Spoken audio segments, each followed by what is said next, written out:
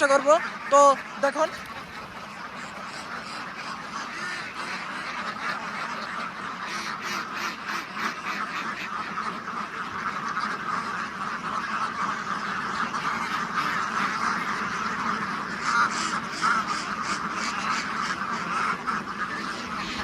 তো এ পাশেও কিন্তু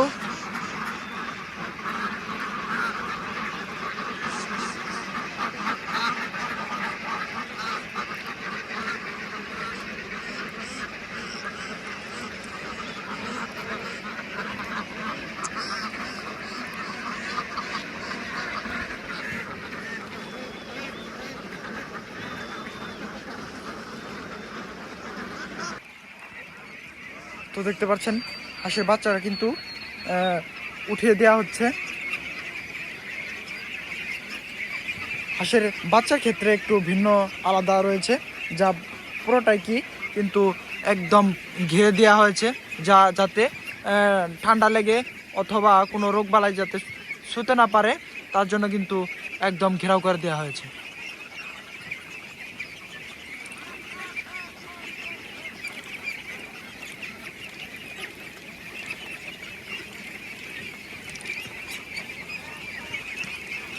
দর্শক এখান থেকে শুরু করে কিন্তু আমি আপনাদের সাথে থাকুন, আপনাদের শেষ প্রান্তে নিয়ে যায় আর কি ভিডিওটা শেষ করে দেব।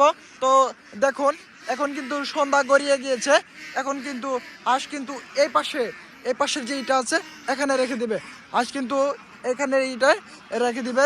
তো দেখতে পাচ্ছেন ছোট এবং কি বড় মিলেই কিন্তু এখানে আছে। এ পাশেগুলো ডিম পারে, এ পাশে কিন্তু রাখা হয়েছে। তারা ছোট থেকে বড় পর্যন্ত পালন করে তারা কিন্তু এই বাচ্চাগুলো দিয়ে কিন্তু ডিম সংরক্ষণ করবেন, ডিম উৎপাদন করবেন। তো দেখতে পাচ্ছেন এখন কিন্তু হাঁসরা কিন্তু বিশ্রাম নিচ্ছে। তো এখন কিন্তু সন্ধ্যার সময় হাঁসগুলো কিন্তু তুলে ফেলবে। তো দেখতে পাচ্ছেন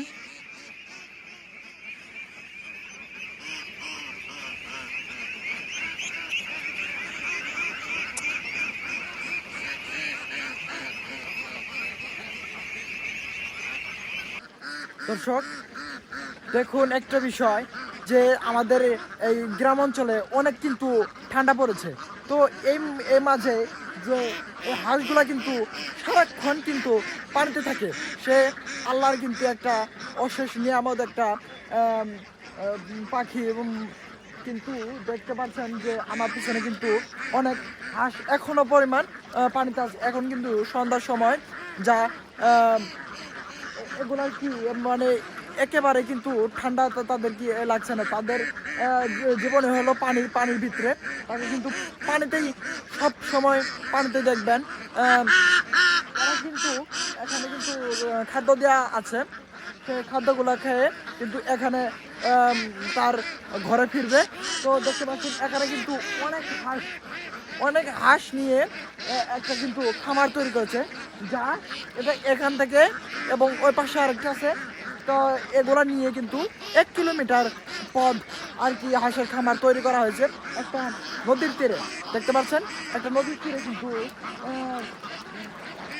এই দিক থেকে তাকে দেখলে কিন্তু দেখা যায় কিন্তু কিন্তু নির্দিষ্ট সীমাটা কিন্তু দেখা যাচ্ছে না, কিন্তু দেখতে পাচ্ছেন এখনো কিন্তু হাঁস আর কি পানিতেই রয়ে আছে। দেখতে পাচ্ছেন এখানে কিন্তু খাদ্য খাচ্ছে হাঁসেরা। তো প্রত্যেকটা কিন্তু দর্শক ডিম দেয়, তারা কিন্তু ডিম দিয়ে, আমি একটা কথা শুনলাম তাদের কাছে যে ওরা কিন্তু ডিম বেশি নাকি কোটিপতি হয়ে গেল। দেখতে পাচ্ছেন কেউ যদি পারিবারিক কোনো খামার দিতে চান তো এই পদ্ধতিটা অবলম্বন করবেন, তাহলে